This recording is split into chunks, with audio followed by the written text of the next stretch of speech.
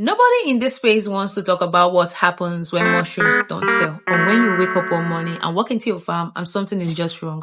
I'm going to talk about it today because it happened to me, and because what I learned from that bad batch actually changed how I think about unsold mushrooms completely. Stay with me, because the last thing I'm going to show you in this video is something most mushroom farmers don't even know their products can do, and it's backed by science. All right, so there was this batch, not one that I've grown specifically to sell, no, but a batch nonetheless. And I didn't check on them as early as I should. Then I had someone go in and water them. By the time I came in that morning and I looked, they were all shades of colors. You know, when something has gone past the point of saving, you just know. So it was always important that you harvest before you water, increase your humidity. So some of them we cooked, the ones that were still okay, still safe, we ate them because wasting food that can still be eaten makes no sense. Then the rest, of course, I had to trash them. And I want to be honest about how that feels, because people see the sold out in 24 hours post and they think, mushroom farming is just a clean, straight line from bag to money. It is not. And there are mornings like that. And the way you handle those mornings determine whether you stay in this business or not. I stayed. And then I started thinking different about what does unsold actually mean.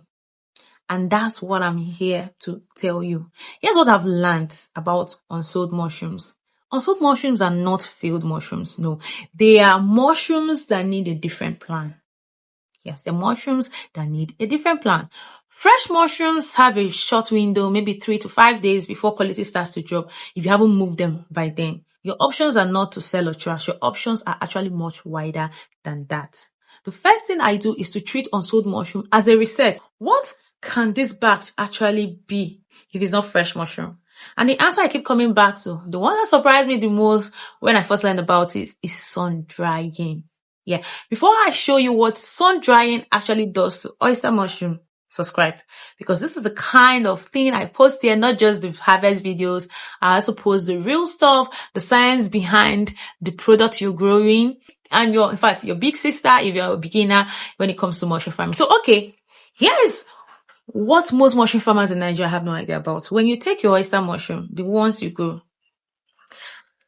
and the ones I grow, and you place them outside in direct sunlight with the gills, that's their back, facing up, something happens inside that mushroom that is honestly remarkable. The mushroom produces vitamin D. Not a little one, a significant amount. Research has shown that oyster mushrooms specifically show some of the largest vitamin D increase of any mushroom variety when exposed to sunlight. We are talking about a product that goes from having almost no vitamin D to becoming a genuinely meaningful dietary source of it. And in Nigeria, where vitamin D deficiency is real, where people are not always eating the food that carry it, that is not a small thing. The method is simple. You lay your mushrooms out, gills facing up in direct sunlight, even if it's for a while. It makes a lot of difference, okay? And that's where it matters for a business, because you dry them fully, the vitamin D content is retained, you now have a shelf-stable product that does not exist before.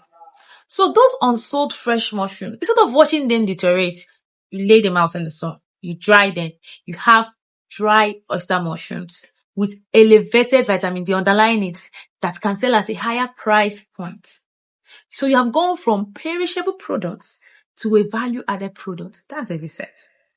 Let me tell you why this matters beyond just saving a batch. Fresh oyster mushrooms, you sell them for 3,000 to 5,000 naira, depending on your buyer, maybe more if you have a good market.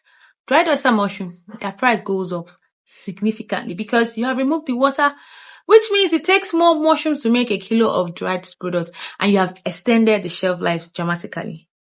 A kg of dried mushroom goes for 40 to 50,000. Some people sell 60. And if you genuinely say and prove that your dried mushrooms are sun-dried and vitamin D enriched, you now have a higher, in fact, a premium product that you can sell as a functional food. So that's a different conversation with a restaurant, a different conversation with a health food buyer, and a different label on your packaging. And all of it started from a batch of fresh mushroom that you couldn't sell.